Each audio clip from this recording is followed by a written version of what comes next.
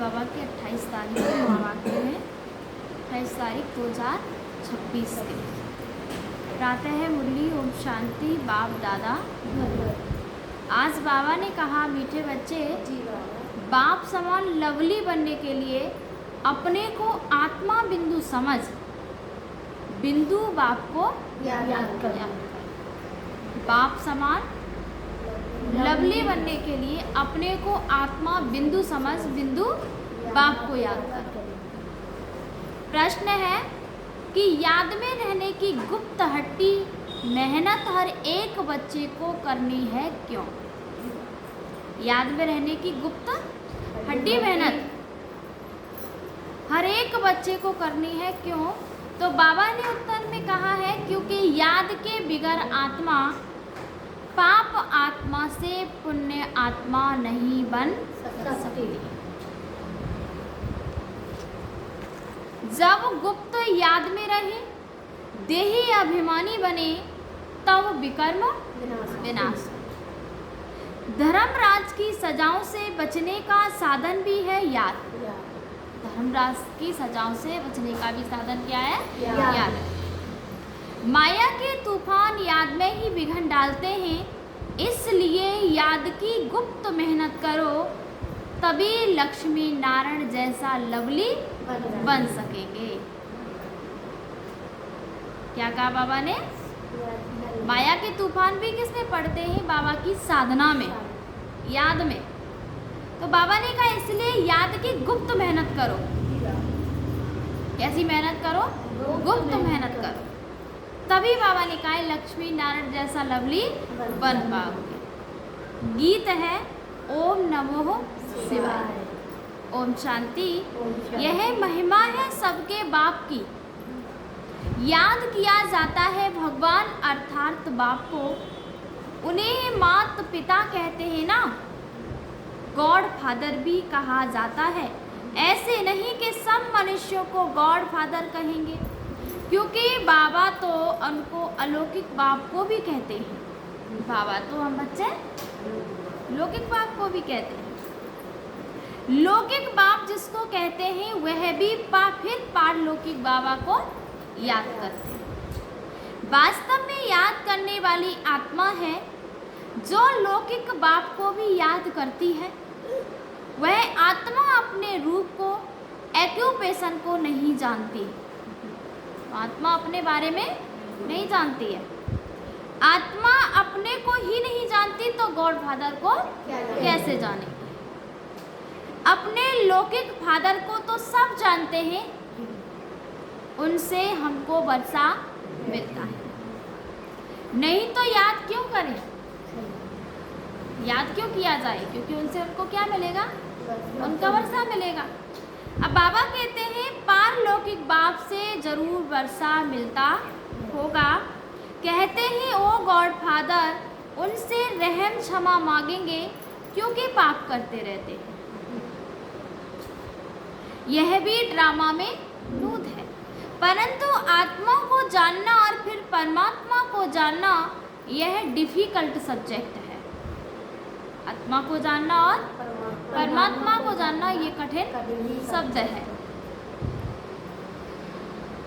Easy ते easy और difficult ते डिफिकल्ट। अगर समझ जाओ तो इजी है और अगर ना समझो तो कठिन है। तो बाबा कहते हैं भले कितना भी साइंस आदि सीखते हैं, जिससे मून तक चले जाते हैं, तो भी इस नॉलेज के आगे वह तुच्छ हैं। जो स्वयं का पता नहीं है, उस परमात्मा का पता नहीं है, तो चाहे कितनी भी वो खोज कर ले, लेकिन फिर भी उनकी हम लोगों से भी बुद्धि कैसी है? तुच्छ है। जिसने भगवान को जान लिया उसकी बुद्धि कैसी है? बड़ी बुद्धि है। तो बाबा कहते हैं वह भी अपने को आत्मा निश्चय करे, मैं आत्मा हूँ और हमारा बाप भी बिंदु है, यह भूल जाते हैं। यह है डिफिकल्ट सब्जेक्ट। क्या कि अपने को आत्मा भी भूल जाते तो बाप को याद करना भी भूल जाते हैं। यह है डिफिकल्ट सब्जेक्ट। देही अभिमानी बनने का अभ्यास नहीं है। आत्मा बिंदी है, उनमें ही 84 जन्मों का पाठ लूधा हुआ है। जो में आत्मा भिन्न भिन्न शरीरे पाठ बजाते हैं। ये घड़ी घड़ी भूल जाता है कि मैं आत्मा शरीर धारण करके मैं भिन्न भिन्न पाठ बजाती हूँ। तो बाबा ने कहा ये घड़ी घड़ी भूल जाता है। मुख्य बात यही समझने की है, आत्मा और परमात्मा को समझने के सिवाय बाकी नॉलेज तो सबकी बुद्धि में आ जाता है कि हम 84 जन्म लेते हैं, सूर्यवंशी चंद्रवंशी बनते हैं। यह चक्र तो बहुत सहज है, समझ जाते हैं, परंतु सिर्फ चक्र को जानने से इतना फायदा नहीं है जितना अपने को आत्मा निश्चय कर बाप को याद करें। याद करने में फायदा है। मैं आत्मा स्टार हूँ, फिर बाप भी स्टार अति सूक्ष्म है, वही सदगति दाता है। उनको याद करने से ही विकर्म विनाश होने हैं। इस तरीके से कोई भी निरंतर याद नहीं करते, देही अभिमानी नहीं बनते हैं। घड़ी घड़ी यह याद रहे मैं आत्मा हूँ, बाप का फरमान है मुझे याद करो, तो विकर्म विनाश। मैं बिंदी हूँ, यहाँ पाठधारी आकर बना हूँ, यहाँ पाठधारी आकर बना। मेरे में 5 विकारों की कट चढ़ी हुई है। आयरन एज में है, अब गोल्डन एज में जाना है, अब सोने की दुनिया में जाना है। इसीलिए बाप को बहुत प्यार से याद करना है। इस रीति बाप को याद करेंगे तब कट निकल जाएगी। यह है मेहनत। सर्विस की लवार तो बहुत मारते हैं, आज यह सर्विस थी, बहुत प्रभावित हुए, परंतु शिव बाबा समझते हैं आत्मा और परमात्मा के ज्ञान पर कुछ भी प्रभावित नहीं हुआ। भारत हेवन और हेल कैसे बनता है, 84 जन्म कैसे लेते हैं, सतो रजो तमो में कैसे आते हैं, सिर्फ यह सुनकर प्रभावित होते हैं कि हम आत्मा सतो प्रधान कैसे बनी, तमो प्रधान कैसे बनी। तो बाबा ने कहा इस पर प्रभावित होते हैं, आत्मा से प्रभावित नहीं होते। आत्मा निराकार है, परमात्मा निराकार है, यह भी समझ जाते हैं। बाकी मैं आत्मा बिंदु हूँ, मेरे में 84 जन्मों का पाठ भरा हुआ है। बाप भी बिंदी है, उनमें सारा ज्ञान है, उनको याद करना है। यह बातें कोई भी समझते नहीं है। मुख्य बात समझते नहीं है कि वर्ल्ड की हिस्ट्री ज्योग्राफी की नॉलेज बाप ही देते हैं। आत्मा क्या है, उनमें कैसे 84 जन्मों का पाठ है, वह भी अविनाशी है। यह याद करना कि अपने को बिंदु समझना और बाप को याद करना, जिससे विकर्म विनाश हो। इस योग में कोई भी तत्पर नहीं रहते, इस याद में रहे तो बहुत लवली हो जाए। योग में कोई तैयार नहीं होता है, अगर याद में रहे तो बाबा ने कहा बहुत प्यारे बन जाए, और प्यारे तो देवी और देवता ही है। अब बाबा कहते हैं देखो लक्ष्मी नारायण देखो कितने लवली है, यहाँ के मनुष्यों तो देखो कैसे हैं।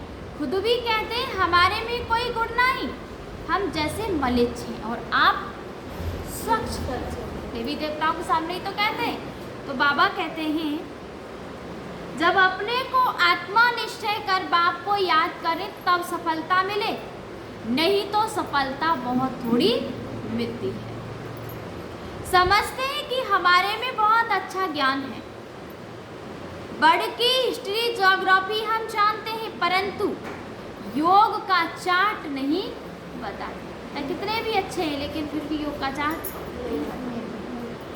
मुश्किल कोई है जो इस अवस्था में रहते हैं, अर्थात अपने को आत्मा समझ बाप को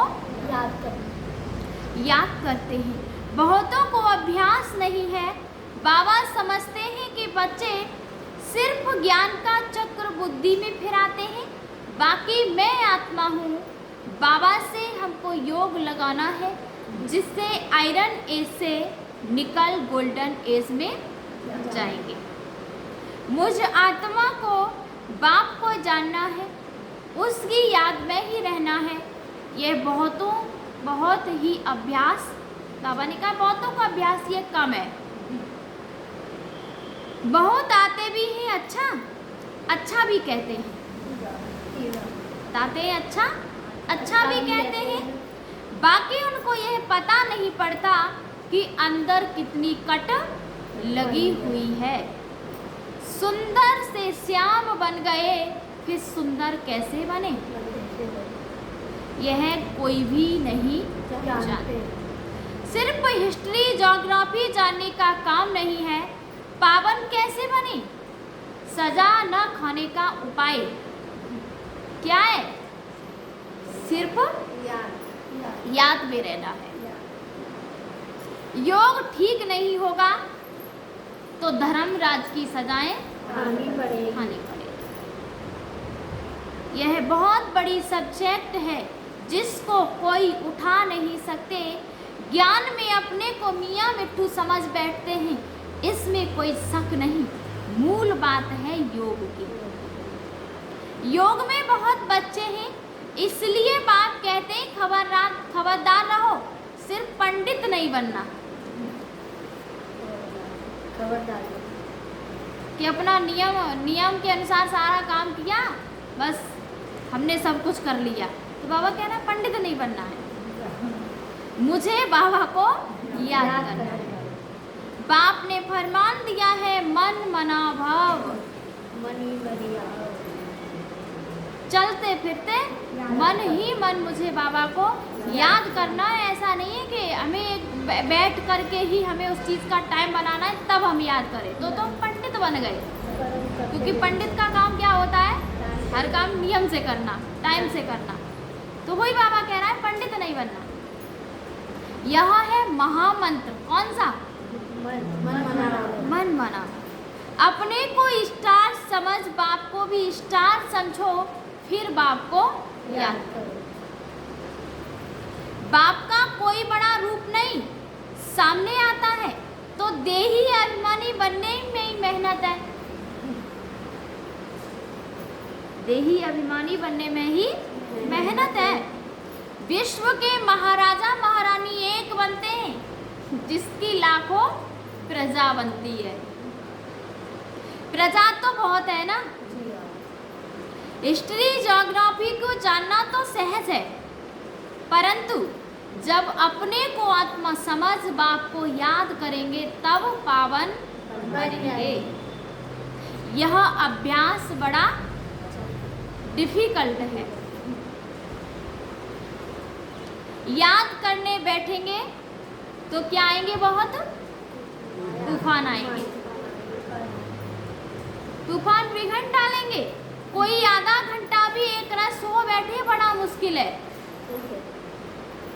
हाँ, क्योंकि घड़ी घड़ी बाबा ने कहा है घड़ी घड़ी भूल जाएंगे। इसमें सच्ची सच्ची गुप्त मेहनत है।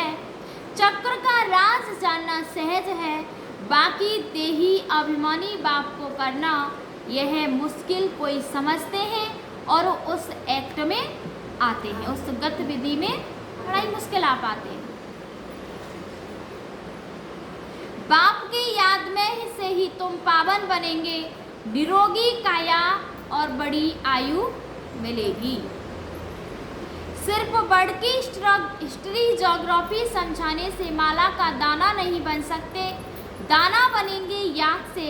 यह मेहनत कोई से पहुंचती नहीं है। खुद भी समझते हैं कि हम याद में नहीं रहते। अच्छे अच्छे महारथी इस बात से ढीले, अच्छे अच्छे महारथी। तो बाबा कहते हैं मुख्य बात समझाना आता ही नहीं है। यह बात भी है मुश्किल। कल्प की आयु इन्होंने बड़ी कर दी। तुम 5000 वर्ष सिद्ध करते हो, परंतु आत्मा परमात्मा का राज कुछ भी नहीं जानते, याद ही नहीं करते। इसीलिए अवस्था उनकी डगमग रहती है। डगमगाती रहती है। देह अभिमान बहुत है। देही अभिमानी बने तब माला का दाना बन सके।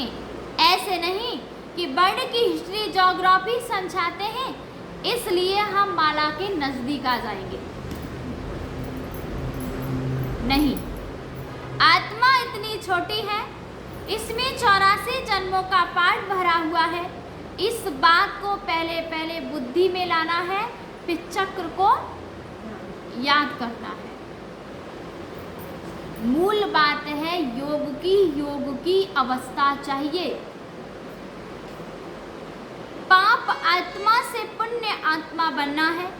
आत्मा पवित्र होगी योग से। योग बल वाले ही धर्मराज के दंडों से बच सकते हैं। किससे बच सकते हैं? धर्मराज के दंडों से। यह मेहनत बड़ी मुश्किल कोई से होती है। माया के तूफान भी बहुत आएंगे। यह बहुत बड़ी, बाबा ने कहा, यह बहुत हड्डी गुप्त मेहनत है कि लक्ष्मी नारायण बनना मासी का घर नहीं। यह अभ्यास हो जाए तो चलते फिरते बाप की याद आती रहे, इसको ही योग कहा जाता है। बाकी यह ज्ञान की बातें तो छोटे छोटे बच्चे भी समझ जाएंगे। चित्रों में सब युग आदि लगे हुए हैं, यह तो कॉमन है। जब कोई भी कार्य शुरू करते हैं तो स्वास्तिका लगाते हैं। जब कोई भी कार्य करते हैं तो स्वास्तिका लगाते हैं। यह निशानी है सत्युग और त्रेता। बाकी बाबा ने कहा कि बाकी और ऊपर में है छोटा सा संगम युग दिखाया है। सत्युग, त्रेता, द्वापर और कलयुग। तो बाबा ने कहा फिर ऊपर में क्या दिखाया है? संगम युग दिखाया है। तो पहले अपने को आत्मा समझ बाप को याद करते रहेंगे, तब ही वह शांति फैल सकती है। योग से विकर्म विनाश होंगे। सारी दुनिया इस बात में भूली हुई है। आत्मा और परमात्मा के बारे में कोई कहते परमात्मा हजारों सूर्यों से तेजोमय है, परंतु यह हो कैसे सकता है? जबकि कहते हैं आत्मा सो परमात्मा, फिर तो दोनों एक हुए ना। छोटे बड़े का फर्क नहीं पड़ सकता। इस पर भी समझाना है कि आत्मा का रूप है बिंदी। आत्मा का रूप है बिंदी। आत्मा सो परमात्मा है तो परमात्मा भी बिंदी ठहरा ना। इसमें फर्क तो हो न सके। सब परमात्मा हो जाए तो सब क्रिएटर हो जाए, तो फिर सब क्रिएटर हो जाए, सब छुड़ाने वाले हो जाए। तो बाबा कहते हैं सर्व की सदगति करने वाला तो एक बाप है ना, बाकी तो हर एक को अपना पार्ट मिला हुआ है। ये बुद्धि में बिठाना पड़े, समझ की बात है। बाप कहते हैं मुझे याद करो तो कट निकल जाएगी, यह है मेहनत। याद करना ही मेहनत है। एक तो आधा कल्प देह अभिमानी हो रहे हो। सत्युग में देही अभिमानी रहते भी बाप को नहीं जानते, ज्ञान को नहीं जानते। इस समय जो तुमको नॉलेज मिलती है वह नॉलेज कैसी हो जाती है? सत्युग में गुम हो जाएगी। तो बाबा कहते हैं वहाँ सिर्फ इतना जानते हैं कि हम आत्मा एक शरीर छोड़कर दूसरा लेते हैं। पार्ट बजाते हैं, इसमें फिकर की क्या बात है? पार्ट बजा रहे हैं, इसमें फिकर की तो कोई बात ही नहीं है। तो बाबा कहते हैं हर एक को अपना अपना पार्ट बजाना है। रोने से क्या होगा? जो किया है वो तो करना ही पड़ेगा। जो संस्कार लेके आए हैं वो हमें पार्ट तो यहाँ पे बजाना ही पड़ेगा। तो बाबा ने कहा रोने से क्या होगा? यह समझाया जाता है कि अगर कुछ समझे तो शांति आ जाए। खुद समझेंगे तो औरों को भी समझाएंगे। बुजुर्ग लोग समझाते भी हैं, रोने से क्या वापस थोड़े ही आएंगे। बुजुर्ग लोग भी तो समझाते हैं कि रोने से कोई वापस नहीं आएगा। तो बाबा कहते हैं कि शरीर छोड़ आत्मा निकल गई, इसमें रोने की क्या बात है। अज्ञान काल में भी ऐसे समझते हैं, परंतु वे यह थोड़े ही जानते हैं कि आत्मा और परमात्मा क्या चीज़ है। तो ये कह देते हैं आत्मा परमात्मा में जाकर के लीन हो गई। तो बाबा कहते हैं आत्मा में खाद पड़ी है, वह तो समझते हैं आत्मा निर्लेप है। तो बाबा ने कहा तो यह बहुत महीन बातें हैं। बाबा जानते हैं कि बहुत बच्चे याद में रहते नहीं हैं, सिर्फ उस समझाने से क्या होगा। बहुत प्रभावित हुआ, परंतु इससे उसका कोई कल्याण थोड़ी हुआ, सिर्फ उसने समझा। आत्मा परमात्मा की पहचान मिले तब समझे कि बरोबर हम उनके बच्चे हैं। तो बाबा ने कहा है बाप ही पतित पावन है, हमको आकर दुख से छुड़ाता है। वह भी बिंदी है तो बाप को निरंतर याद करना पड़े। बाकी हिस्ट्री ज्योग्राफी जानना कोई बड़ी बात नहीं है। भले समझने के लिए आते हैं, परंतु इस अवस्था में तत्पर रहें कि मैं आत्मा हूँ, इसमें ही मेहनत है। आत्मा की स्मृति में टिकना अपने का मेहनत है।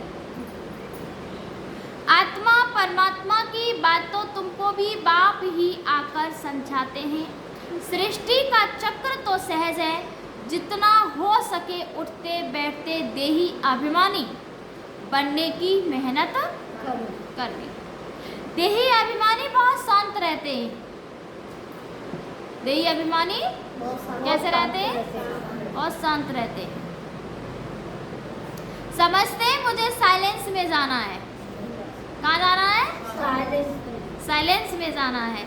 निराकारी दुनिया में जाकर विराजमान होना है।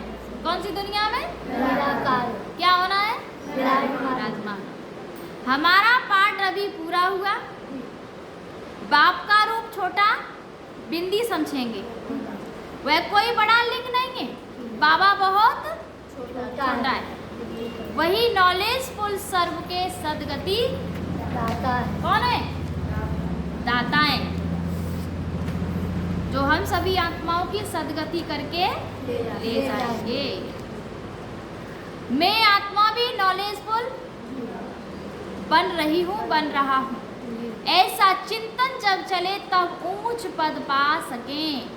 दुनिया भर में कोई आत्मा और परमात्मा को नहीं जानते, आत्मा और परमात्मा को एक ही समझते हैं। तो बाबा कहते हैं तुम ब्राह्मणों ने अब जाना है कि आत्मा और परमात्मा अलग है, और आत्मा और परमात्मा का पार्ट भी अलग है। सन्यासी भी नहीं जानते। बाबा ने कहा है कि सन्यासी भी नहीं जानते, ना आकर समझेंगे। वह तो सब अपने अपने धर्मों में ही आने वाले हैं। हिसाब किताब चुकतू कर चले जाएंगे। तुमको ही यह मेहनत करने से बाप से वर्षा मिलेगा। क्या मिलेगा? कैसे? मेहनत क्या है? याद है। हिसाब किताब चुकतू कर चले जाएंगे। तुमको ही यह मेहनत करने से बाप से वर्षा मिलेगी। अब फिर क्या बनना पड़ेगा? देही अभिमानी बनना होगा।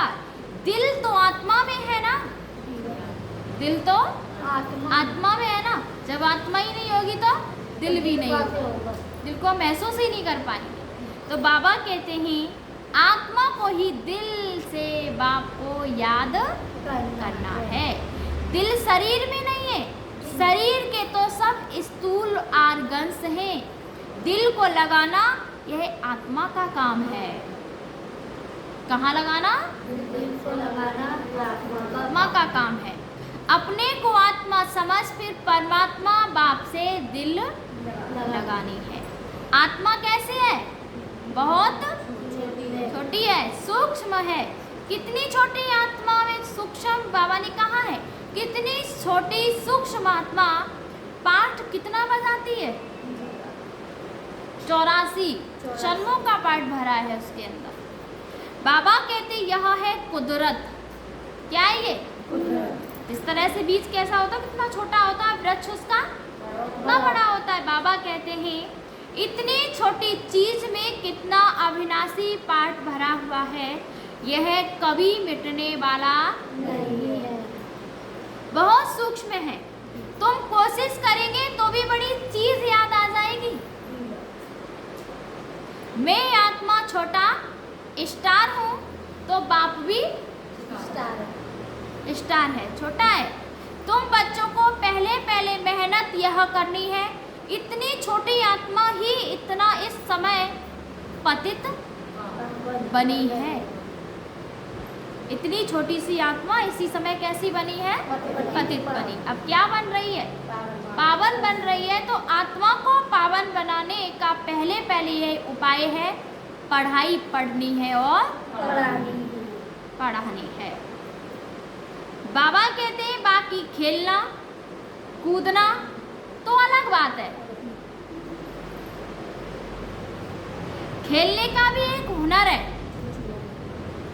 बच्चे भी स्कूल में पढ़ने जाते हैं, टाइम से पढ़ते भी हैं, खेलकूद भी करते हैं टाइम से, जो भी होता है वो भी अपना संभालते हैं। इसी बाबा कह रहा है पढ़ाई से मर्तबा मिलता है, खेल कूद से मर्तबा नहीं मिलता। खेल आदि की डिपार्टमेंट अलग होती है, उनसे ज्ञान व योग का कनेक्शन नहीं है। उनसे क्या नहीं है? ज्ञान योग का कनेक्शन नहीं है। यह भोग आदि लगाना भी खेल है।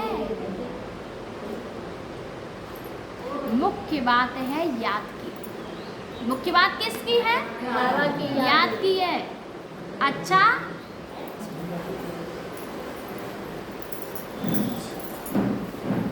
अच्छा मीठे मीठे सिकील दे बच्चों प्रति माता पिता बाप दादा को याद प्यार और गुड मॉर्निंग। रूहानी बाप की रूहानी बच्चों को नमस्ते।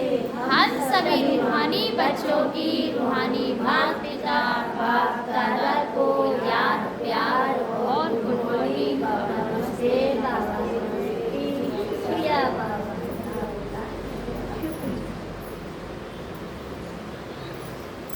दहाड़ा के लिए मुख्य सार है। पहला पॉइंट है कि धर्मराज की सजाओं से बचने के लिए याद की गुप्त मेहनत करनी है। क्या करना है? धर्मराज की सजाओं से बचने के लिए याद की गुप्त मेहनत करनी है। पावन बनने का उपाय है अपने को बिंदी समझ बिंदु बाप को याद करना। दूसरा है कि ज्ञान में अपने आप को मियाँ मिट्ठू नहीं समझना। क्या नहीं समझना है? मियाँ मिट्ठू नहीं समझना। एक रस अवस्था बनाने का अभ्यास करना है। बाप का जो फरमान है उसे पालन करना। आज का वरदान है कि हर कर्म करते हुए कमल आसन पर विराजमान रहने वाले सहज व निरंतर योगी भाव।